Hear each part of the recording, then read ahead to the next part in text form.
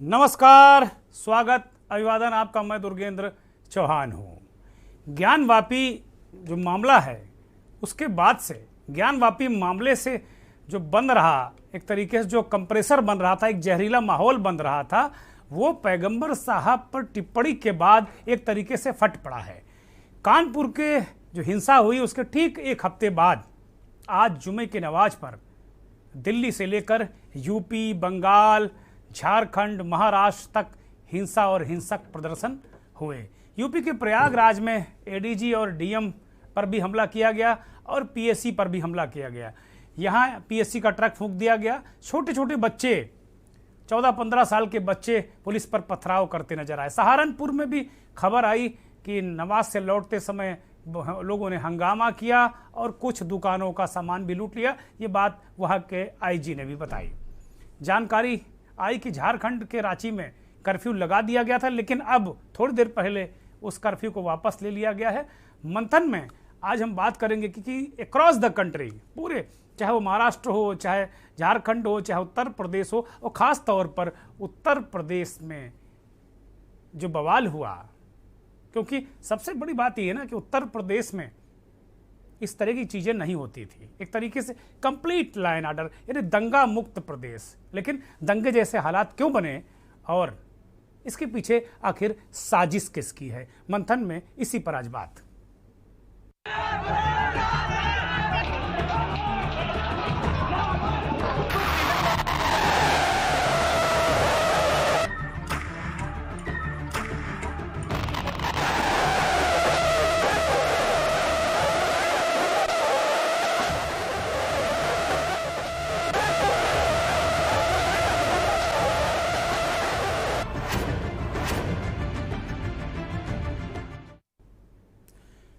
दिल्ली से यूपी तक साजिश किसकी, ये सवाल है, क्योंकि दिन भर आज ये घटनाक्रम एक तरीके से नेशनल मीडिया और रीजनल मीडिया पर छाया रहा।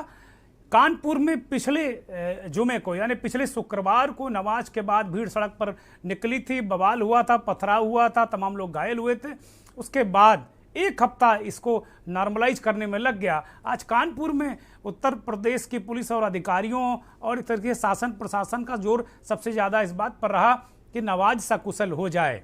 नमाज सकुशल कानपुर में बहुत अच्छी तरीके से हो गई, लेकिन प्रदेश के अन्य इलाकों, आप देखिए, बुलंदशहर हो, चाहे सहारनपुर हो, प्रयागराज हो, हाथरस हो, बहुत सारे जो जगह हैं वहाँ पर उत्तर प्रदेश के तमाम जो इलाके हैं, जो संवेदनशील इलाके कहे जाते रहे हैं, वहाँ बहुत ज़बरदस्त तरीके से प्रदर्शन किए गए। और यही नहीं, दिल्ली की जामा मस्जिद पर, यह लखनऊ की टीले वाली मस्जिद है, हालांकि यहाँ दावा किया गया कि नहीं, ये लोग निकल रहे थे, प्रदर्शन नहीं कर रहे थे, लेकिन यहाँ से भी खबरें आईं कि ये टीले वाली मस्जिद में लखनऊ में भी नमाजियों ने प्रदर्शन किया, ऐसी खबरें आईं। हालांकि बाद में वहाँ के जो इमाम और लोगों ने इस बात का खंडन किया। लेकिन सहारनपुर में सबसे ज़्यादा हल्ला गुल्ला दोपहर में मचा।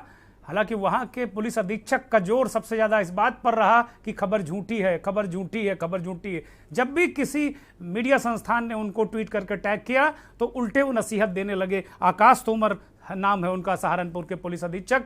लेकिन उन्हीं के आईजी ने एक प्रेस कॉन्फ्रेंस करके, उन्हीं के कमिश्नर ने एक प्रेस कॉन्फ्रेंस में इस बात को कहा कि नवाजियों ने हल्ला गुल्ला, हंगामा किया, बवाल किया, और वो लौटते वक्त उन्होंने कुछ दुकानों से टी शर्ट और अन्य कपड़े भी लूट लिए। ये वहीं के आईजी का बयान है।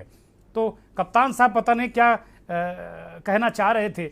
और अभी हम देख रहे थे कि 38 लोग सर्वाधिक वहीं से गिरफ्तार हुए। तो क्या माला जपने में ये लोग गिरफ्तार हो गए कि नमाज पढ़ने का गुनाह इन्होंने कर दिया था, इनको क्यों गिरफ्तार कर लिया गया?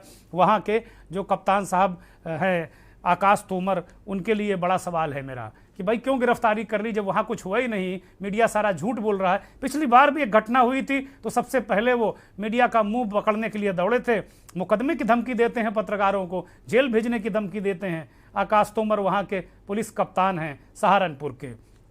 आज अगर वास्तव में सहारनपुर में कुछ भी नहीं हुआ, सब कुछ शांतिपूर्वक हो गया, नमाज शांतिपूर्वक हो गई, तो ये गिरफ्तारी किस बात की है? ये बहुत बड़ा सवाल है। सर्वाधिक गिरफ्तारियां जो उत्तर प्रदेश में 109 गिरफ्तारियां हुई हैं, उनमें सर्वाधिक गिरफ्तारियां सहारनपुर में हुई। आपको कुछ तस्वीरें दिखाते हैं दोपहर जब जुम्मे की नमाज के बाद किस तरीके से अराजकता का आलम रहा, किस तरीके से लोग अराजक हो गए। छोटे छोटे बच्चे हाथों में, प्रयागराज में देखा गया कि वहाँ हाथों में पत्थर लेकर किस तरह लोग करने लगे। यही नहीं, दिल्ली की जामा मस्जिद के बाहर अचानक बड़ा ज़बरदस्त प्रदर्शन हो गया, बहुत लोग आक्रोश में थे। एक तरीके से ये देखा जाने लगा कि उनके अंदर ज़बरदस्त गुस्सा था। कई जगह हमने देखा कि जो आरोपित प्रवक्ता हैं, भारतीय जनता पार्टी की निष्कासित प्रवक्ता हैं, निलंबित प्रवक्ता हैं नूपुर शर्मा, कई जगह तो हमने देखा कि उनके पुतले को फांसी तक दे दी गई। वो तस्वीरें भी हमारे पास हैं, वो भी हम आपको दिखाएंगे। ये दृश्य, इस दृश्य को लेकर ट्विटर पर बहुत सारी टिप्पणियां आ जाईं कि ये कम से कम भारत का कल्चर नहीं है। अगर उस महिला ने माफ़ी मांग ली है, सार्वजनिक रूप से कह दिया है, माफ़ी मांग ली है, तो फिर उसके पुतले को ही सही फांसी पर लटकाने की क्या जरूरत है? क्योंकि ये तालिबान नहीं है, ये सीरिया नहीं है, ये ISIS का गढ़ नहीं है कि किसी महिला के पुतले को भी इस तरह लटकाया जाए। नारे भी बड़े खतरनाक लगे इस दौरान, जितने भी प्रदर्शन हुए उत्तर प्रदेश से लेकर झारखंड तक, महाराष्ट्र तक, नारे लगे कि सर तन से अलग कर देंगे, सर तन से अलग कर देंगे। ये हिंसक नारे थे, ये कतई प्रदर्शन नहीं था, बिल्कुल इसे प्रदर्शन की श्रेणी में नहीं लाया जा सकता था। मुरादाबाद में भी खूब हंगामा और बवाल हुआ, 2-4 पत्थर भी फेंके गए, इसमें कहीं किंचित मात्र संदेह नहीं। इलाहाबाद में निश्चित तौर पर पुलिस की चूक रही कि जब बवाल हो रहा था, हमने वहाँ के पुलिस अधीक्षक को संपर्क किया और कहा कि भाई बवाल हो गया आपके यहाँ, तो वो कह रहे नहीं, सब कुछ शांतिपूर्वक है। उनका एक बयान भी आ गया है, वो उसी समय बयान भी आ गया था, कुछ भी नहीं हुआ, जबकि इधर धड़ाधड़ पत्थर चले जा रहे थे। वो कुछ तस्वीरें दिखाई जाएं जो जिन जिन शहरों में, उत्तर प्रदेश के जिन शहरों में बवाल हुआ, उसके बाद देश के तमाम शहरों की वो तस्वीरें आपको दिखाएंगे। और रांची में तो हद ही हो गई, वहाँ सीधे सीधे धार्मिक स्थल पर पथराव किया गया। एक पुलिस वाला अपनी जान बचाने के लिए, अभी वो भी आपको करुण प्रकार हम पुलिस कर्मी की सुनाएंगे कि किस तरह वो अपनी जान के लिए अधिकारियों से कह रहा है कि फोर्स भेजिए, फोर्स भेजिए, वो लोग पथराव कर रहे हैं। झारखंड की पुलिस का ये हाल है। उत्तर प्रदेश की जो प्रयागराज की घटना है, वहाँ के कलेक्टर संजय खत्री को दौड़ा लिया, जो उपद्रवियों ने एक तरीके से, अभी ने दंगाई कहने में बिल्कुल कोई संदेह नहीं है, उनको कह देना चाहिए कि भाई ये दंगा बलवा जैसा ही माहौल बनाया गया। वहाँ इलाहाबाद में आगजनी की गई, पथराव किया गया, बम फेंके गए, अब बचा क्या दंगे में? बचा क्या? तो कुल मिलाकर बहुत जबरदस्त तरीके से वहाँ पर हिंसा का एक बहुत विकृत रूप देखने को मिला और एक तरीके से हिंसा को पूरी तरह चरम पर ले जाने में कोई कसर नहीं छोड़ी। ये देखिए, ये तस्वीरें और मुझे लगता थोड़ा और क्लोज की जाएं। ये छोटे छोटे बच्चे हैं, पुलिस पर, सुरक्षा बलों पर पथराव कर रहे हैं। इसके पीछे कौन? मंथन में जब हम आज इस मुद्दे को लेकर आए हैं, कतई हम इस तरीके के सेंसिटिव मुद्दों को अपने खास कार्यक्रम मंथन में बिल्कुल नहीं लेते। हमारा स्पष्ट मानना है कि धर्म टीवी पर डिस्कस करने का विषय नहीं है। धर्म को हम टीवी पर नहीं डिस्कस कर सकते और ना ही डिस्कस करना उचित है। लेकिन तमाम, इसका दूसरा पहलू है कि तमाम न्यूज चैनल्स, तमाम वो जो मीडिया संस्थान हैं, वो धर्म को डिस्कस करते हैं। और बहुत बड़ी वजह ये भी है, जो इस तरह के दृश्य हमको उत्तर प्रदेश और देश भर में देखने को मिले पिछले दिनों, जो कुछ टीवी पर हुआ, वो बहुत कुछ इसका जिम्मेदार है। हम पत्रकार बिरादरी की तरफ से इस बात को स्वीकार करते हैं और माफ़ी भी मांगते हैं कि कम से कम इस तरह की चीज़ों को नहीं होना चाहिए। भले ही किया है, हमारे साथियों ने किया है, लेकिन उस बिरादरी होने के नाते, उस बिरादरी का सदस्य होने के नाते कम से कम मुझे इस बात का खेद है कि कम से कम टीवी को धार्मिक विषयों के लिए कतई इस्तेमाल नहीं किया जाना चाहिए। अखबारों में भी बहुत, जब हम लोग पत्रकारिता में आए थे तो ये कहा जाता था कि एक समुदाय विशेष, एक धार्मिक स्थल, ये मस्जिद और मंदिर कतई नहीं लिखा जाता था। अब सारे पर्दे खत्म हो गए, बेपर्दगी इतनी हो गई, उसी का नतीजा ये देखने को मिल रहा है। वो तस्वीरें, पहले वो तस्वीरें दिखाई जाएं कि कहाँ कहाँ किस किस तरीके के दृश्य और तस्वीरें रहीं। मुझे लगता है कि वो कई शहरों की एक साथ तस्वीरें जो हमने लगातार अभी दिखाई हैं, दिन भर दिखाई हैं, इस समय वो दिखाना बहुत मौजू होगा। ये तो जामा मस्जिद दिल्ली की तस्वीर है। यहाँ मौलाना अहमद बुखारी ने कहा, जब उनसे कहा गया कि भाई मौलाना साहब ये क्या हो गया, कौन सा प्रदर्शन है ये, तो उन्होंने कहा कि ये सब ओवैसी करवा रहे हैं, हमने कुछ नहीं कराया। AIMIM के अध्यक्ष असदुद्दीन ओवैसी पर उन्होंने इसका ठीकरा फोड़ दिया। मौलाना अहमद बुखारी ने कहा कि ओवैसी सब करवा रहे हैं। और इसी तरह AIMIM के बहुत जगह जितने भी प्रदर्शन हुए उसमें अधिकांश जगह AIMIM के लोग सक्रिय थे और उनको चिन्हित भी किया गया है। इलाहाबाद की माफ़ कीजिएगा, अब प्रयागराज हो गया है वो नाम, लेकिन इलाहाबाद कह सकते हैं, ऐसा कोई गुनाह नहीं है उसको इलाहाबाद कहने में।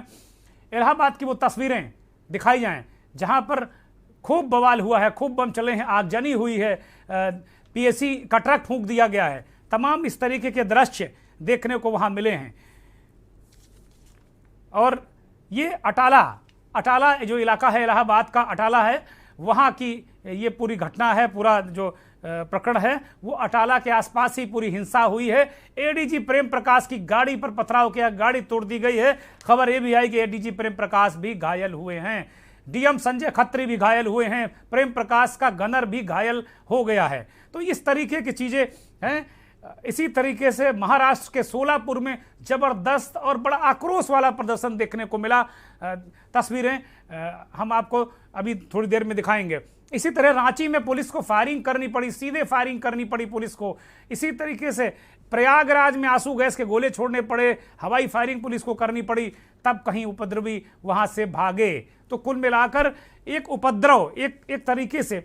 और याद कीजिए उन तमाम लोगों के वो बयान के 10 तारीख को प्रदर्शन करेंगे, वो चाहे बरेली के मौलाना तौकीर रजा हो, उन्होंने कहा था कि भाई अब सब्र बहुत हो गई, 10 तारीख तक कार्रवाई करने प्रधानमंत्री, वरना सब्र का बांध टूट जाएगा। तो इस तरीके के बयानात, वो चाहे असदुद्दीन ओवैसी का बयान हो या फिर इस तरीके के मौलानाओं के बयान, कल असदुद्दीन ओवैसी का जो बयान आया था अगर वो उपलब्ध हो तो उसे भी दिखाया जाए, क्योंकि उन्होंने कल इस बात को कहा था कि भाई एक ही पक्ष को आप क्यों दबा रहे हैं। इस तरीके की बातें जब माहौल गर्म हो, इस तरीके की बातें करना मुझे लगता है आग में घी डालने जैसा है। अगर मीडिया के लोग दोषी हैं, मीडिया ने, अगर आप आरोप लगाते हैं कि मीडिया ने उन चीज़ों को भड़काया है या भारतीय जनता पार्टी उन चीज़ों को प्रोवोक करती है, तो फिर कहीं ना कहीं इसके लिए आप भी दोषी हैं। अगर भारतीय जनता पार्टी दोषी है तो आप भी दोषी हैं, क्योंकि आप भी वही काम कर रहे हैं।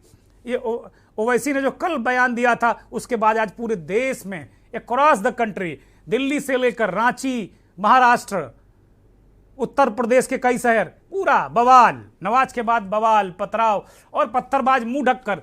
ये तमाम लोगों ने ये भी कहा कि भाई ये तो जैसे कश्मीर में मुंह ढककर पत्थरबाजी होती, छोटे छोटे बच्चों का इस्तेमाल किया जाता है इस तरह की चीज़ों में, वो करते हुए दिखे। बहुत सारी तस्वीरें, बहुत सारे जो दृश्य हैं, परिदृश्य हैं, वो देखने को आज मिले। और निश्चित तौर पर इन सब का लबोलबाब यही है कि ये बहुत दुखद है। और वास्तव में जिस तरीके से हम सब्र की उम्मीद कर रहे थे, अब तक जिस तरीके से मुस्लिम समुदाय सब्र किए हुए था, निश्चित तौर पर यह साजिश किसी की है। निश्चित तौर पर जिस काम के लिए उन पर आरोप लगाए जाते हैं वही काम आज हो गया, वही काम आज हो गया। पूरे देश में जिस तरीके से हिंसक प्रदर्शन हुए, जिस तरीके से सुरक्षा बलों पर पथराव हुआ, जिस तरीके से दूसरे समुदाय की दुकानों पर पत्थर फेंके गए, वाहन जलाए गए, आगजनी की गई, उस पर एक तरीके से जो आरोप लगते हैं उस पर एक मोहर लगाने का काम ऐसे शरारती तत्वों ने कर दिया। और इसके पीछे आज इस पूरे घटनाक्रम में कहीं भी आपको कोई उम्रदराज व्यक्ति, कोई जिम्मेदार व्यक्ति बहुत कम ही दिखा। हो सकता है बहुत पर्दे के पीछे बहुत सारे लोग हों, क्योंकि कानपुर की हिंसा में जिस तरीके से तमाम उन संगठनों का नाम आ रहा है जो अपने आप में एक तरीके से प्रतिबंधित संगठन है, और 48-50 करोड़ के लेन देन की भी एक खबर कानपुर में आई थी कि किस तरीके से फंडिंग की गई, विदेशी फंडिंग की गई। तो क्या गारंटी कि इन शहरों में, जहां की ये तस्वीरें हम दिखा रहे हैं, लखनऊ, सहारनपुर, देवबंद, कानपुर, मुरादाबाद, प्रयागराज, ये तस्वीरें आपके सामने हैं, किस तरीके से उत्तर प्रदेश के, यही नहीं अभी हाथरस में भी ऐसा ही हुआ है। हाथरस में करीब 24 लोग गिरफ्तार हुए हैं, प्रयागराज में 15 लोग गिरफ्तार हुए हैं, अंबेडकर नगर में भी हंगामा, बवाल और झड़पें हुई हैं, वहां भी 28 लोग गिरफ्तार हुए हैं। मुख्यमंत्री योगी आदित्यनाथ ने थोड़ी देर पहले एक बैठक की और सख्ती से कहा, इस पूरे घटनाक्रम को सख्ती से निपटने की ताकीद मुख्यमंत्री ने की है। तो ये तस्वीरें उत्तर प्रदेश की, ये तस्वीरें हैं उत्तर प्रदेश के प्रमुख शहर हैं। लखनऊ की बात बाद में गोलमोल कर दिए कि भाई हम निकल रहे थे, प्रदर्शन नहीं कर रहे थे, वहां कोई हंगामा नहीं हो रहा था, मान लिया। लेकिन सहारनपुर में क्या हुआ? सहारनपुर में तो एलानिया आक्रोश, सर धड़ से अलग कर देंगे, पुतले को फांसी दे दो, लटका दो। इसके पीछे ठीक उसी तरह की मंशा थी जो तालिबानियों की मंशा होती है कि किस तरह टांग कर लटका दो। ये तालिबानी मानसिकता है। प्रदर्शन का एक तरीका, शालीन तरीका होता है और उसको करना चाहिए। इस तालिबानी इस तरीके का तरीका तो हमने पहले कभी नहीं देखा। अभी जब जिस तरह अफगानिस्तान पर तालिबान ने कब्जा किया था और उसके बाद उन्होंने जिंदा इंसानों को इस तरह लटका दिया था, उसी दृश्य को फॉलो किया गया है। इसमें मैं पूरे दावे के साथ में कह सकता हूं कि उसी दृश्य को फॉलो किया गया है। और यह मानसिकता देश प्रदेश के लिए बेहद खतरनाक है, भारत के लिए बेहद खतरनाक है। मैं कभी भी इतना एग्रेसिव नहीं होता हूं, यह मेरा स्वभाव नहीं है। लेकिन आज जो दृश्य देखा, जिस तरीके से अब तक नूपुर शर्मा पर मुकदमे लिखे गए, कार्रवाई हुई, अब कहीं तो विश्वास रखेंगे ना। कार्रवाई, उनको पार्टी से निलंबित कर दिया गया, ठीक है, माना कि भारतीय जनता पार्टी ने कार्रवाई में देरी की, माना कि पक्षपात हो रहा है, लेकिन उसका यह तरीका थोड़ी है कि आप सरकारी संपत्ति तोड़ें, आप दूसरे अपने भाइयों पर पत्थर चलाएं, बम चलाएं, सुरक्षा बलों आग लगा दें, पीएससी को फूंक दें, फिर क्रिया फिर प्रतिक्रिया, क्रिया फिर प्रतिक्रिया। ये कौन सी बात है? ये कानून हाथ में लेना कहां कि ये भलमनसाहत कहेंगे आपको? तो ये गलत बात है। मैं जो भी कर रहा, जो साजिश भी इसके पीछे है, निश्चित तौर पर उसका पर्दाफाश होना चाहिए। उत्तर प्रदेश और इस देश की सरकार और जिन जिन राज्यों में इस तरह की घटनाएं हुई, वहां की सरकारों को चाहिए कि बहुत सख्ती से इस तरीके के शरारती तत्वों को बहुत सख्ती से निपटना चाहिए। ये दृश्य हमें अपने आप में भविष्य के लिए डरा रहे हैं, डराने वाले दृश्य हैं। निश्चित तौर पर एक और आपको दृश्य दिखाते हैं, रांची का है। किस तरीके से वहां बलवाइयों ने किस तरीके से हमला किया कि देखिए पुलिस वाले की घिग्गी बंद गई। देखिए जरा, सुनिए। देखिए पत्थर चला रहा, देखिए आप इधर आ जाइए, आप इधर आ जाइए, इधर आ जाइए, इधर आ जाइए सर, पत्थर चल रहा है सर, हमको कवर में लगा, मेरा मोबाइल टूट गया सर, जल्दी से सर देखिए, अभी पत्थर चला रहा था सर, फोर्स भेज दीजिए सर, फोर्स भेज दीजिए सर, पत्थर चल रहा है सर, हमको कवर में लगा, मेरा मोबाइल टूट गया सर, जल्दी से सर देखिए, अभी पत्थर चला रहा था सर, फोर्स भेज दीजिए सर, फोर्स भेज दीजिए। ये रांची की तस्वीर थी। आप देखिए किस तरीके से, शायद ये पहली बार बेचारा इस तरह के जो हिंसाग्रस्त इलाकों में ड्यूटी कर रहा होगा, इसलिए ज्यादा ही कुछ भयभीत हो गया, डर गया। लेकिन सिचुएशन भी ऐसी थी कि जब हाथों में अस्त्र लिए, बम लिए, पेट्रोल बम लिए, आगजनी करते लोग बढ़ रहे होंगे, तो किसी की, हमारी आपकी ऐसे ही घिग्गी बन जाएगी जैसे इस सुरक्षाकर्मी की घिग्गी बन गई। उत्तर प्रदेश की घटनाओं पर, उत्तर प्रदेश में घटनाएं हुई, उत्तर प्रदेश के एसीएस होम, अपर मुख्य सचिव गृह अवनीश अवस्थी का बयान आया और डीजीपी देवेंद्र सिंह चौहान ने भी इस पूरी घटना पर अपना पक्ष रखा। लोग नमाज के तुरंत बाद इकट्ठा हुए, उनको समझा बुझा के डिस्पर्स किया गया। सहारनपुर में भी समझा बुझा के डिस्पर्स किया गया, मुरादाबाद में भी समझाया गया, फिरोजाबाद में समझाया गया, बाकी सभी शहरों में शांति रही। प्रयागराज में कुछ लोग जो है प्रयास कर रहे थे कि वहां पर अव्यवस्था फैले। पुलिस एडमिनिस्ट्रेशन ने बहुत ही सूझबूझ के साथ समझा बुझा के और हल्का पुलिस बल का प्रयोग करके जो है उनको लगभग पूरा डिस्पर्स कर दिया है। नए जो लड़के हैं, नए जो बच्चे हैं, उनको जरूर हम कहना चाहेंगे, एक तरह से अपील करना चाहेंगे कि सभी बड़े और बुजुर्गों की सुनवाई करें और अनावश्यक रूप से किसी भी रूप में कहीं भी मौके पर सड़क पर ना आए। पर्याप्त पुलिस बल सभी जनपदों में है, पर्याप्त जो है सतर्कता बरती जा रही है। लगभग अब सभी जगह शांति है। प्रयागराज में जो घटना हुई, जो सख्ती होगी, अगर किसी ने भी जो है अनावश्यक रूप से शांति व्यवस्था भंग करने का प्रयास किया है तो उनके विरुद्ध सख्त कार्रवाई की जाएगी। जहां दंगाइयों ने जो है कानून अपने हाथ में लेने की कोशिश की, पुलिस बल ने बहुत सख्ती के साथ उनको डील किया है और मैं प्रदेश की जनता को आश्वस्त करता हूं कि जो लोग कानून का पालन करते हैं उनको कोई दिक्कत नहीं होगी और जिन लोगों ने कानून अपने हाथ में लिया है हम किसी को भी नहीं छोड़ेंगे और उनको न्यायालय के समक्ष खड़ा करेंगे। ताकि उनको दंडित किया जाए। कुछ पुलिस भी घायल हुए, पुलिस के जवान भी घायल हुए। हमारे सभी अधिकारी और सभी जवान सेफ हैं। एक आरएएफ के जवान को जरूर पत्थर की चोट लगी है मुंह पर, उसका इलाज किया जा रहा है, वो आउट ऑफ डेंजर है।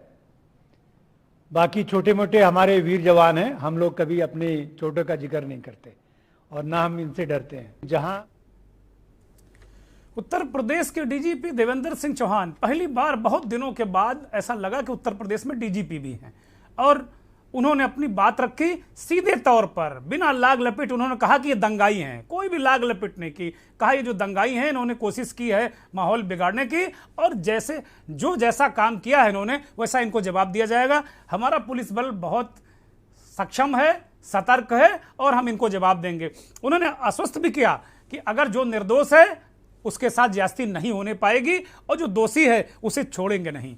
ये सीधी सख्त चेतावनी उत्तर प्रदेश के डीजीपी देवेंद्र सिंह चौहान ने दी है। और एसीएस होम ने एक बात बड़ी पते की कही कि जो छोटे बच्चे हैं वो बड़ों की माने। उन्होंने देखा, तमाम विजुअल में, फुटेज में देखा कि छोटे बच्चों को इसका इस्तेमाल पथराव के लिए किया जा रहा है। एसीएस होम साहब, जब वहां कोई जिम्मेदार व्यक्ति हो ना, तब तो उसकी सुनेंगे। सारे लोग तो पीछे हैं, पर्दे के पीछे तो डोर कोई और घुमा रहा ना। शफीकुर रहमान बर्क हमेशा विवादित बयानों के लिए जाने जाते हैं, सांसद हैं माननीय संभल से, समाजवादी पार्टी के। आज भी कुछ ऐसा कह दिया जिसको लेकर थोड़ा रिएक्शन है। लेकिन अकेले मुसलमानों को इसका मुजरिम बनाना वो ठीक नहीं है। उनके साथ जो कानपुर में जो मुसलमानों के साथ ज्यादती की जा रही है, हाँ, मेरा ताल्लुक है या आम लोगों का ताल्लुक है, दानिश्वरों का ताल्लुक है, सबका ही कहना ये है कि ये नाकाफी है। ये एक्शन काफ़ी जब होगा जब इनको गिरफ्तार करके जेल भेजा जाएगा और उनके खिलाफ मुकदमा कोर्ट में चलेगा। जी तो कुल मिलाकर कि नुपुर शर्मा को गिरफ्तार किया जाना चाहिए, नवीन जिंदल को गिरफ्तार किया जाना चाहिए। जी। तो जब उनके साथ ज्यादती हुई मुसलमानों के साथ, मुसलमान चाहते थे कि भाई हम पुरअमन तरीके से अपने बाजार बंद कर दें, लेकिन बजाय इसके कि मुसलमानों पर के साथ जाती के शुरू कर दी, पत्थर फेंकने शुरू कर दिए, तो उन्होंने फेंके होंगे। लेकिन आज तो बर्क साहब थोड़ा ठीक बातें कर रहे हैं और जेन्युइन मांगे उन्होंने रखी। भाई हो सकता है कि वो अपना पक्ष, अपनी मांगे रखने के लिए हर कोई स्वतंत्र है, लेकिन ये बात गलत है कि मुसलमान अपनी दुकान बंद करना चाहते थे शांतिपूर्वक, दूसरों ने बंद नहीं करने दिया। ये बिल्कुल गलत बात है। सारे फुटेज हैं, चाहे कानपुर के हों चाहे अन्य जगह के हों, आज तो कहीं दुकान बंद करने का मसला ही नहीं था। सीधे सीधे अराजकता, सड़कों पर गुंडाई, खुलेआम बम, पत्थर, इसके अलावा था क्या? आज तो कोई किसी की सुनी नहीं, पूरे देश में नहीं सुनी, उत्तर प्रदेश में नहीं सुनी। तो आज कहाँ यह मसला रहा कि भाई हम पीड़ित हैं, हमें न्याय दो? आज बिल्कुल मसला नहीं है इस तरीके का। प्रयागराज के एसएसपी की बाइट आपको सुना रहे हैं कि इस घटनाक्रम में वो भी फंस गए थे। वो क्या कह रहे हैं? कुछ खुराफाती तत्वों ने, कुछ शरारती तत्वों ने, कुछ मौका परस्त लोगों ने सोशल मीडिया का सहारा ले करके कुछ भड़काऊ पोस्ट डाले थे, उनको ऑन रिकॉर्ड लिया गया, उन पे मुकदमा भी दर्ज किया गया और उसके तत्काल बाद सभी धर्म गुरुओं से अपील की गई, हमारे कोई भाई बंधु किसी के उकसावे बहकावे में आ करके कानून को अपने हाथ में ना लें। सबके छोटे छोटे बच्चे हैं, अनावश्यक रूप से बहकावे में आके वो कानून को हाथ में ले लेते हैं। उनको पता नहीं है कि वो क्या कर रहे हैं, उसका अंजाम क्या होगा, फिर वो कानूनी कार्रवाई के हकदार हो जाते हैं, जो कि बहुत दुर्भाग्यपूर्ण होता है। हम कतई यह नहीं चाहेंगे कि ऐसा कुछ हो, इसीलिए हमने भारी फोर्स लगाया हुआ है। हम बतौर एसएसपी प्रयागराज और हमारे डीएम साहब, सभी SP city, CO, additional SP, सभी लोग ऑन रोड हैं। आप देख रहे हैं, मुस्तैद रहेंगे। मुस्तैदी होती तो शायद ये घटना नहीं होती, मुझे लगता है। यह होती तो इसका वॉल्यूम कम होता, क्योंकि मुस्तैदी तो नहीं थी बिल्कुल। जब कानपुर में एक बार ये घटना हो गई थी तो उत्तर प्रदेश के तमाम शहरों में ये रिपीट क्यों हुआ? एक ब्रेक ले रहे हैं और ब्रेक के बाद जब पैनल हमारे साथ जुड़ेगा, वरिष्ठ पत्रकारों का, पुलिस अधिकारियों का एक जो पैनल हमारे साथ जुड़ेगा ब्रेक के बाद, तो ये सवाल करेंगे कि भाई अगर सतर्कता होती तो फिर ये बवाल क्यों होता, पत्थर क्यों चलते, बम क्यों चलते? आप देख रहे हैं के न्यूज, खबरों का सारथी। देखें कौन नया खिलाड़ी आया है, समझा देते हैं, प्यार से समझाएंगे। ये तो अपनी जुबान है। जुबान एक हो तो दिल भी एक होने चाहिए। विमल बोलो जुबान केसरी। गुड मॉर्निंग चाचा, एक अदरक वाली चाय। अभी बेटा। मोदी जी मेरा परिवार। वैसे चाचा, आपने दीवार पर क्यों लिखा है मोदी जी मेरा परिवार? प्राइम मिनिस्टर आपको जानते हैं?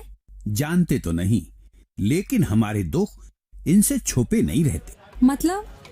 नहीं समझी? घर घर मुफ्त राशन पहुंचाया, टीके लगवाए, और बेटा संकट में जो साथ खड़ा होता है वही असली परिवार होता है। समझ गई चाचा, आपका परिवार बेस्ट है। ले चाय पी। ये भारत का नया दौर है, ये भारत का नया दौर है। कुछ दिन ऐसे होते हैं when I love my job, और कुछ दिन ऐसे होते हैं कि I hate it। एक पायलट पे होता है इतना प्रेशर कि कूल रहना is not that easy। पर गर्मी में घर को कूल रखना is now too easy with Summer Cool coolers। Summer Cool celebrates the release of Runway 34। Goldy हिंग का तड़का लगे तो सभी दबा के खाते हैं। गोल्डी हिंग कण कण में जान। देखें कौन नया खिलाड़ी आया है, समझा देते हैं, प्यार से समझाएंगे। ये तो अपनी जुबान है। जुबान एक हो तो दिल भी एक होने चाहिए। विमल बोलो जुबान केसरी। आप देख रहे हैं के न्यूज, खबरों का सारथी।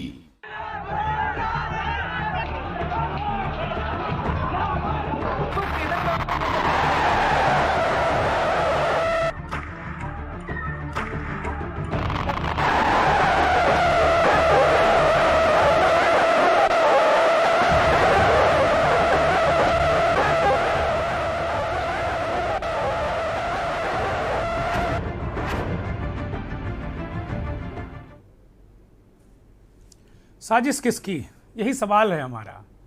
और ये सवाल, इस सवाल का जवाब सुरक्षा एजेंसियों और जो खुफिया एजेंसियां हैं उन पर है। उत्तर प्रदेश की रग रग से वाकिफ बहुत वरिष्ठ पत्रकार प्रमोद गोस्वामी जी हमारे साथ जुड़े हैं और हमारे ब्यूरो चीफ दिनेश त्रिपाठी लखनऊ से जुड़े हुए हैं। गोस्वामी जी, बहुत स्वागत, बहुत अभिनंदन, बहुत प्रणाम आपको। कुल मिलाकर अगर देखा गया कि भाई जिस तरीके से आज पूरे उत्तर प्रदेश में दृश्य दिखा, पूरे देश में दृश्य दिखा, आपको नहीं लगता है कि ये कोई साजिश है? क्योंकि इतनी तैयारी, इतनी इंटेलिजेंस लैक हुआ और इतनी तैयारी, क्यों कानपुर की घटना हो चुकी थी, उसके बाद भी उत्तर प्रदेश में इतनी जगह बवाल, हंगामा, आगजनी, और खासतौर पर प्रयागराज में। बिल्कुल आप ठीक कह रहे हैं, इसमें कोई दो राय नहीं कि ये हमारी इंटेलिजेंस की, हमारी पुलिस की कहीं ना कहीं नाकामी रही है। इसलिए सामने बिल्कुल स्पष्ट दृष्टिगोचर हो रहा है। दुर्गेश जी, एक महत्वपूर्ण बात यह है कि एक तो कानपुर की घटना, जैसा कि आपने कहा कि कानपुर की घटना के बाद और ये जानते हुए भी कि शुक्रवार को जुमे की नमाज के बाद कहीं ना कहीं किसी प्रकार की अप्रिय घटनाएं हो सकती हैं, उसके बावजूद भी कहीं ना कहीं ये प्रशासनिक, पुलिस प्रशासनिक लापरवाही थी। तीसरी बात दुर्गेश जी एक ये है कि एक चीज और है, पुलिस की तो अपनी जगह जो नाकामी रही वो अपनी जगह तो ठीक है, लेकिन सब जिलों के पुलिस कप्तानों ने, उत्तर प्रदेश के वरिष्ठ पुलिस अधिकारियों ने, सारे लोगों ने वहां मिलके, बड़े बड़े जो मौलाना थे जिलों के, बड़े जो ऐसे मुजज्जिद लोग थे, संभ्रांत लोग थे, उनको ये बात समझाने की कोशिश की गई कि ये आपका बंद है, ये बंद को आप न करें, प्रदेश के माहौल को गड़बड़ न होने दें। उसके बावजूद मौलानाओं ने जिस ढंग के बयान दिए, अभी जैसा कि आपने इससे पहले कहा कि ओवैसी साहब के बयान, मौलानाओं के जो जितने काट देंगे, आंख निकाल देंगे, हाथ काट देंगे, जो इस ढंग की कोई बात करेगा। नहीं, महत्वपूर्ण बात यह है कि जब एक बार भारतीय जनता पार्टी के प्रवक्ता ने, हालांकि उनको किसी भी धर्म के पैगंबर के खिलाफ इस ढंग की बातें नहीं कहना चाहिए, जो उन्होंने कहा उसकी हर व्यक्ति ने उसकी निंदा भी की। भारतीय जनता पार्टी ने भी उसको गंभीरता से लिया। ये बात दीगर है कि वो थोड़ा सा विलंब से लिया, लेकिन एक्शन लिया और उनको पार्टी की जो नेशनल स्पोक्स पर्सन थी उनको निकाल दिया, नवीन जिंदल को पार्टी से ही निकाल दिया। ये एक्शन उन्होंने जब ले लिया तो उसके बाद मौलानाओं ने, मैं समझता हूं कि ये गहरी सोची समझी साजिश का ये एक हिस्सा है।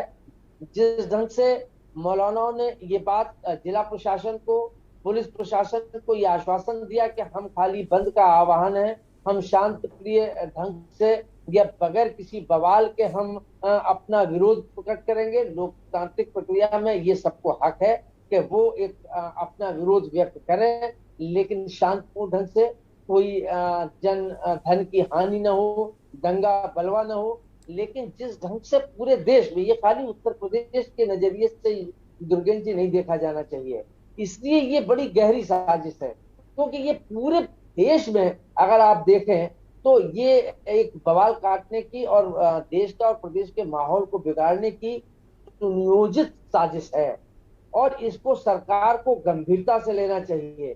अगर इस मामले को हल्के ढंग से लिया गया तो आने वाला समय निश्चित रूप से एक गंभीर संकट पैदा कर देगा। इस मामले में कतई कोई कोताही नहीं बरती जानी चाहिए। हालांकि उत्तर प्रदेश के मुख्यमंत्री योगी आदित्यनाथ जी ने कानपुर में जो बवाल हुआ उसके बाद जिस ढंग से एक्शन लिया, पुलिस और प्रशासन जिस ढंग से उसमें सक्रिय हुआ, उसने वहां उसको आप उसका परिणाम ये रहा कि आज कानपुर में कहीं भी आपको कोई किसी प्रकार की अप्रिय घटना या बवाल देखने को नहीं मिला। शायद अगर इस बात के जिलों के भी लोग ये करते तो मैं समझता हूं कि शायद ये नौबत जो प्रयागराज में सबसे ज्यादा अप्रिय घटना हुई, सहारनपुर में हुई, तो ये सारी चीजें और जगह पर हुई, देश के अन्य भागों में हुई, वो शायद नहीं होती। तीसरी या चौथी बात दुर्गेश जी जो सबसे ज्यादा चिंता का विषय है कि इसमें राजनीतिक दल भी चुप बैठे हुए हैं।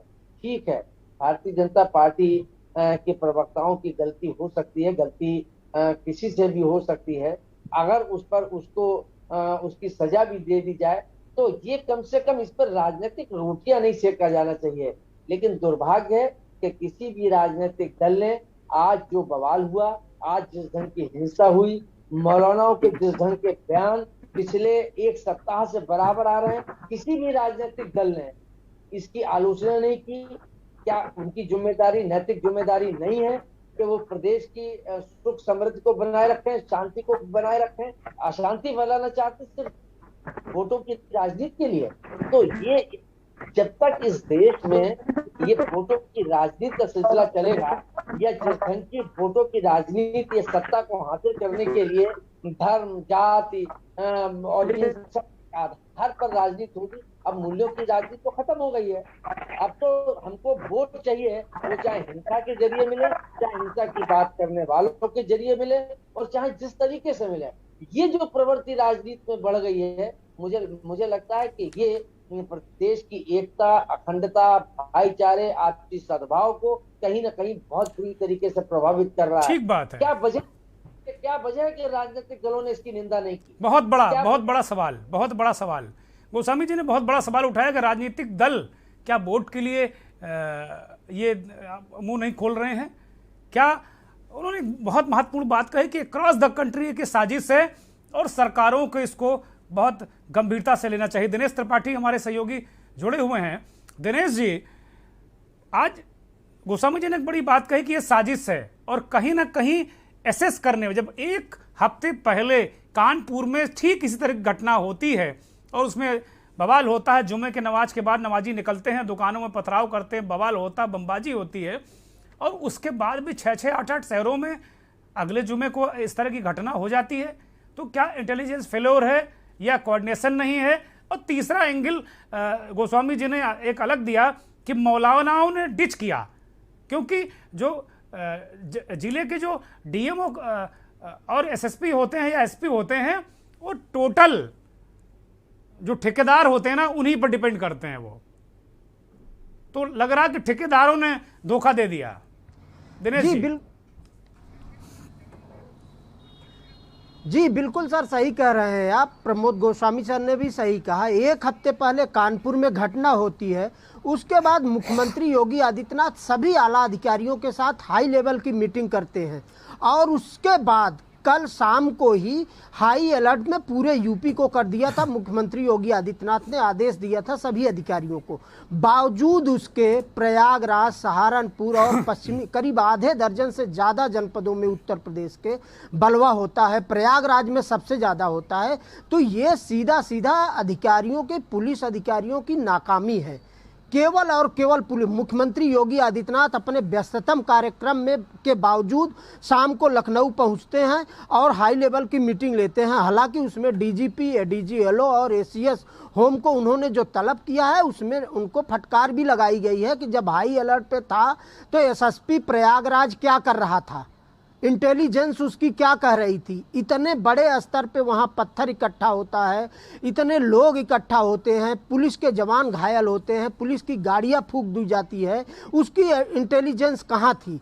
एक हफ्ते पहले कानपुर में इतना बड़ा बवाल हुआ, उसमें अधिकारियों पर कोई कार्रवाई नहीं, सिंगल एक ट्रांसफर के नाम पर कार्रवाई होती है। और वही चीज़ अब आज प्रयागराज में भी देखने को मिली है कि मुख्यमंत्री योगी आदित्यनाथ की मंशा पर पूरी तरह अधिकारी पानी फेर रहे हैं। जिस तरह से मुख्यमंत्री योगी आदित्यनाथ लगातार और भारतीय जनता पार्टी के सभी वरिष्ठ लोग, चाहे प्रधानमंत्री रहे हों या गृह मंत्री हों, चुनाव 2022 के दौरान उन्होंने लॉ एंड ऑर्डर को प्राथमिकता पे दिया था कि उत्तर प्रदेश में पहले दंगा हुआ करते थे और आज उत्तर प्रदेश दंगा मुक्त हो गया है।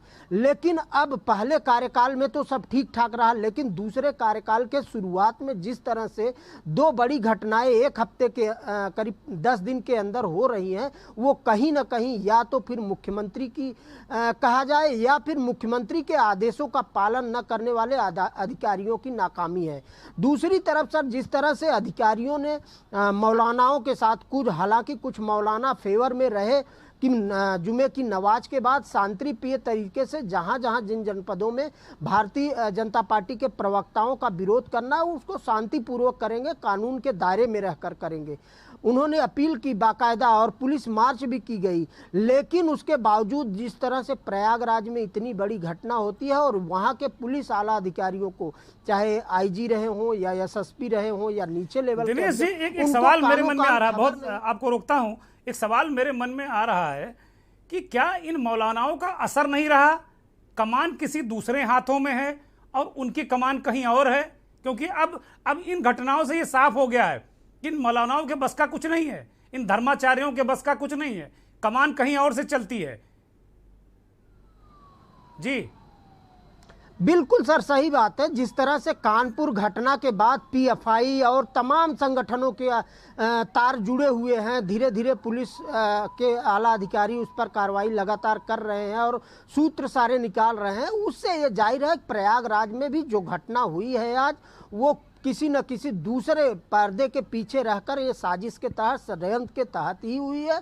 प्रयागराज के मौलानाओं, जो उत्तर प्रदेश के मौलाना है या देश भर के मुस्लिम धर्मगुरु हैं, उनकी बातों का कोई असर नहीं इन जुमे की नमाज अदा करने वाले लोगों पर।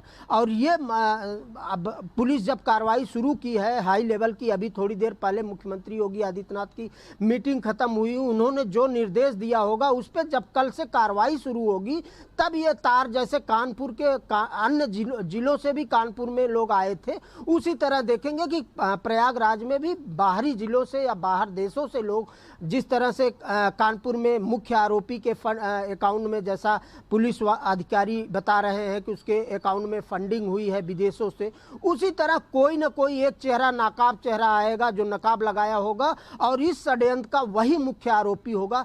क्योंकि जिस तरह से पुलिस सतर्कता बरत रही थी, बावजूद उसके इतनी बड़ी घटना हो जा रही है। मुस्लिम धर्म गुरुओं के अपील को लगातार इग्नोर किया गया, वो चाहे प्रयागराज में रहा हो या सहारनपुर में रहा हो। ठीक बात है। इस पर जो आज जामा मस्जिद दिल्ली में जिस तरीके से नमाज के बाद वहाँ हल्ला गुल्ला प्रदर्शन बवाल बड़ा आक्रोश भरा प्रदर्शन हुआ, उसके बाद वहाँ के शाही इमाम अहमद बुखारी साहब ने तो कह दिया कि ये सब ओवैसी करा रहे हैं। उन्हें तो पता भी नहीं था कि ये सब कुछ होना है, कोई प्रदर्शन होना है, कोई धरना होना है, कोई हंगामा होना है। और इलाहाबाद की घटना में भी अभी 10 लोगों के नाम चिन्हित किए गए हैं, उनमें भी AIMIM ओवैसी की पार्टी का जिला अध्यक्ष शाह आलम का नाम आ रहा है, आशीष मित्तल एक वामपंथी नेता हैं, सरा खान आयशा के सदस्य हैं। इस तरह 10 लोगों के नाम भड़काने में आ रहे हैं। हम थोड़ा आगे बढ़ते हैं और एक सवाल उठाते हैं, क्योंकि ये सवाल अहमद बुखारी ने भी उठाया है कि क्या ओवैसी ने भड़काया है। सबसे बड़ी बात कि क्या ओवैसी ने भड़काया, ये सवाल, क्योंकि अहमद बुखारी ने ये बात को कहा कि जामा मस्जिद में जो कुछ हुआ, उसके बाहर जो कुछ आक्रोश भरा प्रदर्शन हुआ, भड़काऊ नारे लगे, उन्होंने कुछ नहीं पता कि क्या होने वाला, ये तो ओवैसी की करतूत है, ये बात उन्होंने कही। और यही नहीं, महाराष्ट्र के सोलापुर में ओवैसी की पार्टी ने भी इस तरीके का प्रदर्शन किया, और यहाँ इलाहाबाद में उनके जिलाध्यक्ष का नाम आ रहा है। तो इस पूरे घटनाक्रम में आप देखें, जहाँ जहाँ भी प्रदर्शन हुए, महाराष्ट्र में हुए, उत्तर प्रदेश में, हैदराबाद में बड़े आक्रोश भरे प्रदर्शन हुए, वो ओवैसी का गढ़ है। तो ये कहीं ना कहीं ये एक तार जो दिल्ली से लेकर और हैदराबाद तक जुड़ता नजर आ रहा है कि अपनी जगह न बना पाने के कारण कहीं ना कहीं ओवैसी उस तरीके की राजनीति कर रहे हैं, आक्रामक राजनीति कर रहे हैं। उनके बयानात निश्चित तौर पर वो भड़काऊ की श्रेणी में है। अगर आप कहते हैं कि भाई नूपुर शर्मा ने बहुत बड़ा गुनाह किया है, तो किया है उन्होंने। किसी के पैगंबर, किसी के आराध्य पर उंगली उठाना नहीं चाहिए, ईश निंदा बिल्कुल ठीक नहीं, लेकिन उससे थोड़ा ही कम ये लोग जो बयान बहादुर हैं ये कर रहे हैं। गोस्वामी जी के पास चलते हैं। गोस्वामी जी, ये शाही इमाम ने कहा कि भाई ये तो ओवैसी करा रहे हैं। इलाहाबाद में ओवैसी की पार्टी का जिला अध्यक्ष पुलिस के टारगेट पर है शाह आलम। इसी तरीके से सोलापुर में AIMIM का जबरदस्त प्रदर्शन होता है, हैदराबाद में प्रदर्शन करते हैं। ये क्या राजनीतिक मंशा है या कोई कुछ और इसे कहा जा सकता है? दुर्गेन जी, देखिए, मतलब एक अहमद बुखारी साहब के वालिद साहब, उनके भी बयानों को मैंने या उनकी भी प्रेस कॉन्फ्रेंस को कवर किया और इनको भी कवर किया है। इनको बहुत अच्छी तरीके से, अगर आप देखें तो आज 2 लोगों ने जो वर्तमान सिचुएशन है या जो दंगे फसाद हुए हैं, इसमें मैं समझता हूं और मुझे मतलब बड़ा एक सुखद आश्चर्य भी है कि अहमद बुखारी जी और बर्क साहब, इन दोनों ने बड़े संतुलित बयान दिए, कोई भड़काऊ बयान नहीं दिया। और अहमद बुखारी साहब ने तो मतलब इसका पूरा ठीकरा ही ओवैसी साहब के ऊपर थोप दिया या फेंक दिया। ये बात सच है। ओवैसी साहब ने जिस ढंग की अपनी तकरीरें की, जिस ढंग से इस घटनाक्रम के बाद, नूपुर शर्मा के बयान के बाद से जिस ढंग से वो सक्रिय हुए, जो मैंने पहले बात आपसे कही थी कि राजनीतिक दलों का विशेष रूप से एक बयान और उनका याद करिए, माफी के साथ रोक रहा हूं, एक बयान और याद करिए कि भाई अब हम बाबरी तो छोड़िए, अब जो ज्ञानवापी और मथुरा, अब हम कयामत तक नहीं जाने देंगे, कयामत तक नहीं जाने देंगे। ये बयान भी कम जहरीला नहीं है, ये बयान भी बेहद जहरीला है। आप कयामत के लिए उकसा रहे हैं लोगों को, और एक कानपुर के शहर काजी हैं, वो कह रहे हैं कि सर में कफन बांध लो। गजब है। दुर्गेन जी, मतलब देखिए, एक तो जहां एक पक्ष ये मैंने बात कही कि जो बुखारी जी और बर्क साहब का कि इन्होंने कहीं ना कहीं जो उनका मिजाज है, उस मिजाज से अलग हट के उन्होंने बात कही और कोई ऐसा भड़काऊ बात नहीं कही। वही दूसरी देखिए कितनी विडंबना कही जाएगी कि जो धर्म गुरु हैं, जो मौलाना हैं, जो समाज को एकता का, भाईचारे का संदेश देते हैं, अगर वो मौलाना तालवानी हरकत करेंगे या तालवानी बात करेंगे, तो कम से कम मैं समझता हूँ कि विश्व का कोई भी व्यक्ति उन्हें धर्म गुरु तो नहीं कह सकता है, या धर्म गुरु भले ही वो हो जाएं, सो कॉल्ड हो सकते हैं, लेकिन धर्म गुरु की मर्यादाओं के भी विपरीत जिस ढंग के बयान दिए गए, जिस ढंग के भड़काऊ बयान दिए गए कि हाथ काट देंगे, आंख निकाल लेंगे, जो अभी बूंदी के राजस्थान के मौलाना ने जो बात कही और अन्य मौलानाओं ने जो बात कही कि हम आंख निकाल लेंगे अगर कोई बात कही, ये ठीक है, वो गलती हुई है। उस गलती को कोई ढकना नहीं चाहता, या मैं भी उसके पक्ष में नहीं हूँ जो बयान दिया गया उसको अच्छा कहा जाए। आप भी ने भी इस बात की भर्त्सना की, मैं भी भर्त्सना करता हूँ कि वो बयान गलत है, उस पर कार्रवाई भी हुई।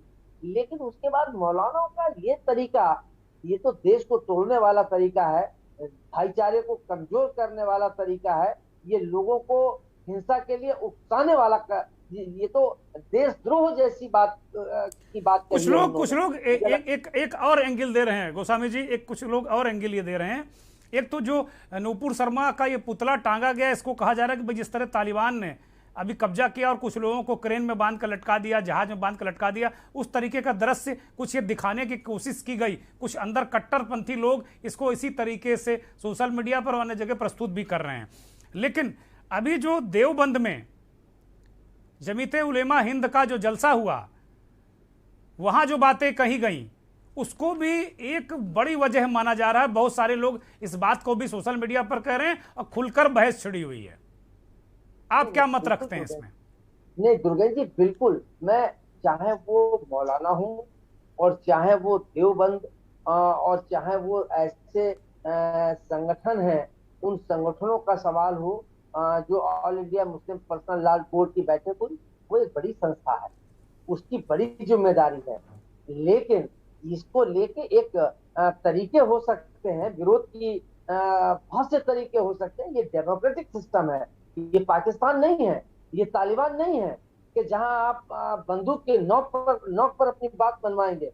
दूसरी बात, एक बात और के ये बात सारे लोगों को अच्छी तरीके से, कोई भी समाज का, कोई भी किसी भी वर्ग का हो, किसी भी धर्म का हो, कम से कम हिंदुस्तान के बारे में ये उन लोगों को सोच लेना चाहिए कि ये तालिबानी प्रवृत्ति, ये उकसाने की और हिंसा की ये देश इस देश से कभी बर्दाश्त नहीं किया है, और कम से कम अब तो ये देश बर्दाश्त करने के मूड में ही नहीं है। तो ऐसी स्थिति में अगर वो चाहते हैं कि अपनी बात का विरोध करें, वो अपनी बात को मनवाएं, पूरे देश के लोगों को साथ लेके गलत बात को आगे बढ़ें।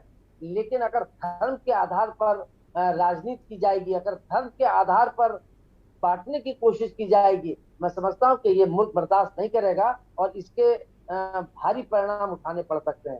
सरकार भी इस मामले में कोई कोताही नहीं बरतेगी। अभी जो बात अभी रखी त्रिपाठी ने कि योगी जी छोड़ के चले आए, उन्होंने वहीं से निर्देश दिया कि इस पर कोई सख्ती या कोई लापरवाही बर्दाश्त नहीं की जाएगी। इसमें कोई दो राय नहीं है। 5 साल में पिछले कोई दंगे नहीं हुए, लेकिन सरकार पर ये बड़ा धब्बा लग गया। अब जो मुख्यमंत्री ये बात बड़ा ऐलानिया कहते थे, निश्चित तौर पर गोस्वामी जी, ये सरकार के लिए थोड़ा सा असहज वाली स्थिति है कि भाई जो पूरा कैंपेन या लगातार योगी जी सार्वजनिक मंचों से कहते रहे कि भाई दंगे पहले होते थे, अब दंगे नहीं होते, अब शांति से सब कुछ होता है, तो कहीं ना कहीं वो असहज करने वाली स्थिति है। और मुझे लगता है पुलिस कार्रवाई जो दोषी लोग हैं उन पर जरूर करेगी। डीजीपी ने अपनी मंशा जता दी है। बहुत शुक्रिया हमारे दर्शकों को बहुत सारी जानकारी देने के लिए, बहुत धन्यवाद गोस्वामी जी। दिनेश त्रिपाठी से एक आखिरी सवाल लेते हैं कि क्या, जैसे आपने कहा कि तबादला कानपुर में केवल एक डीएम का रूटीन तबादला कर दिया गया है, अब क्या लग रहा है, क्या सरकार का क्या मूड लग रहा है, मंशा क्या लग रही है कि केवल कि 2 लोग प्रकट हो जाएं, लखनऊ में एक प्रेस कॉन्फ्रेंस कर दें? पहले एक मूंछों वाले सज्जन आते हैं, वो प्रेस कॉन्फ्रेंस कर देते हैं, फिर 2 लोग आ जाते हैं, प्रेस कॉन्फ्रेंस कर देते हैं, फिर आग लगे, चाहे आग लगे, चाहे पत्थर चले, चाहे पेट्रोल बम चले, लखनऊ से नहीं हिलने वाले। अरे आज एसीएस होम और डीजीपी इलाहाबाद प्रयागराज क्यों नहीं गए अभी तक? दिनेश त्रिपाठी जी बिल्कुल सही सर, आप कह रहे हैं कि कानपुर की घटना के बाद मुख्यमंत्री योगी आदित्यनाथ के इतने सतर्क होने के बावजूद, आदेशों के बावजूद इतनी बड़ी घटना कानपुर में कैसे हुई? इन्हीं अधिकारियों पर अब मुख्यमंत्री को ये सोचना होगा, देखना होगा कि पिछले 3-4 सालों से एसीएस होम और एडीजी एलओ रहते हैं। साथ में ही मुख्यमंत्री योगी आदित्यनाथ जब कानपुर घटना पर हाई लेवल की मीटिंग करते हैं, उसके बाद इन अधिकारियों को निर्देश देते हैं और कल पूरे यूपी में हाई अलर्ट भी घोषित हो जाता है। उसके बावजूद ये अधिकारी आके अब मुख्यमंत्री को क्या बताए हैं। मुख्यमंत्री जब अभी करीब 1 घंटे पहले उन सभी आला अधिकारियों को गृह से रिलेटेड उनको तलब किया था, उसमें क्या निर्देश जारी किया गया है। अब देखना यह होगा कि ये अधिकारी मुख्यमंत्री योगी आदित्यनाथ जी को कितना मोटिवेट कर पाए हैं, अपने पक्ष को रख पाए हैं वहाँ, या एसएसपी पर ही कार्रवाई होगी, वहाँ के आईजी पर कार्रवाई होगी, या एसीएस होम या एडीजी एलओ पर भी कुछ कार्रवाई होगी, या अगर घटना हो गई तो एडीजी एलओ और एसीएस होम या फिर डीजीपी, इतने आला अधिकारी यहाँ बैठे हैं। अभी तक करीब 8-10 घंटे हो गए, कोई प्रयागराज नहीं पहुँचता है इनमें से कोई भी अधिकारी, और गए भी नहीं। उसके बावजूद वहाँ के अधिकारियों से कन्वर्सेशन हुआ उनका कि नहीं, मुख्यमंत्री को क्या इन्होंने बताया है। और उसके अलावा जब हाई अलर्ट था, पुलिस मार्च वहाँ लगातार थी, खुफिया तंत्र उनका क्या कर रहा था, जिले की टीम की और प्रदेश की टीम की, कि इतने बड़े स्तर पे लोग वहाँ इकट्ठा होते हैं और पूरी तैयारी के साथ आपके कार्यवाहक डीजीपी हैं, वो डीजी इंटेलिजेंस भी हैं, तो कहाँ चला गया उनका इंटेलिजेंस? वो डीजी इंटेलिजेंस भी हैं। बिल्कुल बिल्कुल सर, वही मैं कह रहा हूं कि अब इन अधिकारियों ने मुख्यमंत्री को क्या बताया है, अब ये देखने वाली बात होगी। थोड़ी देर बाद हो सकता है या फिर कल इन तीनों अधिकारियों में से दो कोई अधिकारी या फिर तीनों अधिकारी प्रयागराज का दौरा करें और उनकी इंटेलिजेंस की फेल्यूर का मुख्यमंत्री योगी आदित्यनाथ पर क्या असर पड़ता है। एसीएस होम अवनीश अवस्थी और एडीजी एलओ प्रशांत कुमार पर क्या कार्रवाई होती है। चूंकि 1 हफ्ते पहले जब इतनी बड़ी घटना होती है, पिछला 5 साल गुजर गया, कोई भी दंगा नहीं हुआ, और इस कार्यकाल के करीब 2 महीने हुए हैं और इतनी बड़ी घटना हो रही है। और 1 हफ्ते में 2 घटनाएं, पिछले शुक्रवार को जुमे को कानपुर और इस जुमे को कम से कम 8 जगह। बहुत शुक्रिया दिनेश त्रिपाठी। कल हम सब देखेंगे कि भाई केवल वहां के कलेक्टर, वहां के एसएसपी निपटते हैं या कुछ और कार्रवाई होती, या कोई नहीं निपटता, मुख्यमंत्री को कन्विंस कर ले जाते हैं। बहुत शुक्रिया दोनों मेहमानों का, गोस्वामी जी का बहुत शुक्रिया और दिनेश त्रिपाठी आपका भी बहुत शुक्रिया। अब मंथन में हम एक अगले सोपान की तरफ बढ़ रहे हैं और बात करेंगे मुरादाबाद की। प्रभारी मंत्री, आज शुक्रवार था तो तमाम जो प्रभारी मंत्री जिले के बनाए गए हैं वो कामकाज देखने, हाल चाल लेने गए हुए थे। मुरादाबाद के प्रभारी मंत्री और पीडब्ल्यूडी का जिनके पास प्रभार है, जितिन प्रसाद, मुरादाबाद पहुंचे, वहां बैठक लेने। वो समीक्षा बैठक कर रहे थे। समीक्षा बैठक की तस्वीर हैं, लेकिन भारतीय जनता पार्टी के 2 गुटों में मार हो गई मंत्री के सामने। जरा इसको फुल स्क्रीन करके दिखाया जाए, जरा एम्बियंस भी सुनाया जाए, किस तरह मार हुई और मंत्री फिर कैसे चुपके से वहां से निकल गए। ये मंत्री हैं, मुस्कुरा रहे हैं।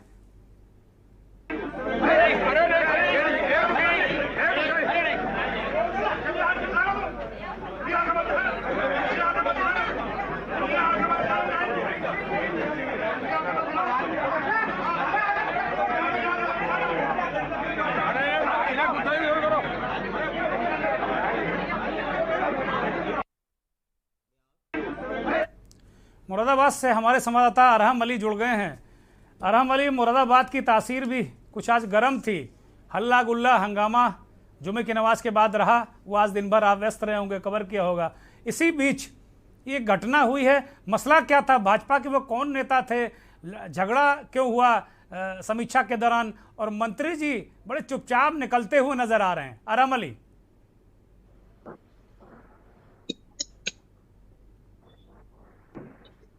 अरहम अली, सवाल सुन पाए आप मेरा?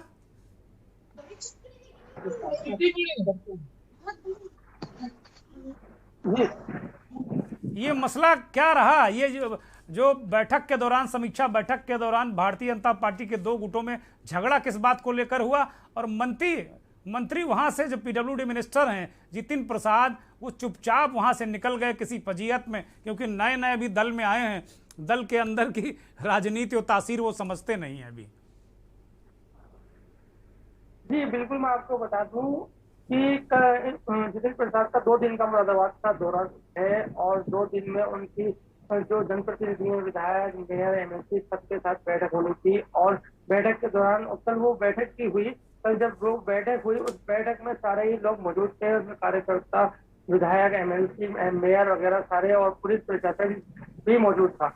और बात ये रही, मैं आपको बता दूं कि वहां पर जो कार्यकर्ता थे, नेता थे, उनसे जितिन प्रसाद अलग अलग उनकी जो समस्याएं हैं, जिन समस्याएं हैं उनके बारे में पूछ रहे थे। तो वहां पर एक जो बीजेपी के नेता हैं, वो पूर्व में समाजवादी पार्टी में रहे हैं और जिला अध्यक्ष भी मुरादाबाद के रहे हैं, उन्होंने बीजेपी ज्वाइन कर ली है। उनका ये कहना था बैठक के दौरान, जब उनसे पूछा गया कि आपकी क्या जन समस्या है और क्षेत्र में क्या विकास कार्य नहीं हुए या हुए हैं, तो उन्होंने एक मुरादाबाद की जो 28 विधानसभा है, जिससे दोबारा विधायक बने हैं ऋषभ गुप्ता, तो उन पर सीधा उन्होंने वार करते हुए कहा कि विधानसभा में कोई विकास कार्य नहीं हुए, पूर्व में भी नहीं हुए, और जो दोबारा सरकार बनी है अभी तक कोई विकास कार्य नहीं हुए। जबकि भारतीय जनता पार्टी केंद्र और राज्य में भी है और विधायक भी भारतीय जनता पार्टी है, परंतु विकास कार्य कहीं नहीं दिख रहा। इसी को लेकर उनकी हॉक टॉक हुई। वहीं वो विधायक जी बैठे हुए थे, जो विधायक हैं ऋषभ गुप्ता, और उनके जितिन प्रसाद के बराबर में ही बैठे हुए थे। वो तुरंत उठे और तुरंत उठने के बाद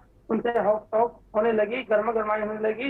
विधायक जी का कहना यह था कि आप मेरे ऊपर आरोप गलत लगा रहे हैं, पहले आप क्षेत्र में जाके देखिए, आप जो है जनता से पूछिए, वहाँ के लोग हैं उनसे पूछिए, उसके बाद यहाँ पर आप मेरे ऊपर आरोप लगा सकते हैं। ऐसे ही बिना किसी वजह आरोप नहीं लगा सकते। बहुत शुक्रिया आराम अली, बहुत शुक्रिया। तो मसला ये कुल मिलाकर भीतरी और बाहरी का है। अभी ताजे ताजे आए हैं समाजवादी पार्टी छोड़कर, अब बीजेपी वालों को लगा कि अभी अभी आए हो और हम ही को ज्ञान सिखाने लगे हो। ये बात भाई किसी को गले नहीं उतरेगी कि भाई अभी पार्टी में आए हो। बीजेपी वाले तो बरसों संघर्ष कर रहे होंगे अपनी पार्टी में, टिकट मिल गया, विधायक बने, तो जाहिर सी बात विधायक जी को बुरा तो लगेगा। लेकिन मंत्री जी समझदार हैं, चुपचाप किसी बवाल ने पड़े वहाँ से बैठक छोड़कर निकल लिए। अब मंथन में वक्त हो चला है चलते चलते का। चलते चलते में एक ऐसी खबर आपको देंगे, एक लेटर आपको दिखाएंगे, एक ऐसी खबर देंगे जो फिलहाल मुझे लगता है कि एक अच्छी खबर है। मुस्लिम पर्सनल लॉ बोर्ड ने एक चिट्ठी जारी करके जो धर्मगुरु के रूप में चैनलों में बैठते हैं धार्मिक डिबेटों में, उनको रोक दिया है और कहा है कि कतई आप धार्मिक डिबेटों में चैनलों में जाना बंद कर दें और उन बैठकों में बिल्कुल, उन चैनल डिबेटों में बिल्कुल मत जाएं जिनमें मुसलमानों को नीचा दिखाया जाता है। ये भी इन भी लफ्ज़ों का उपयोग किया है। ठीक बात है, जब धर्म की चर्चा टीवी पर, अगर टीवी पर मंदिर मस्जिद नहीं तय होगा तो जाहिर सी बात है विवाल बवाल, हंगामा, पथराव, बमबाजी ये नहीं होगी। तो वो तस्वीर तो कुछ नहीं है, एक लेटर है। इसमें मुझे लगता है कि मुस्लिम पर्सनल लॉ बोर्ड बधाई का पात्र है और हम लगातार मंथन इस बात को कहते रहे हैं कि कहीं ना कहीं ये जहरीली डिबेट, जहरीली चर्चा तथा कथित मौलाना और जो धर्मगुरु, मुझे लगता है मटिया मेट करने में इनकी बड़ी भूमिका है। मंथन में आज इतना ही। बहुत बहुत धन्यवाद। नमस्कार।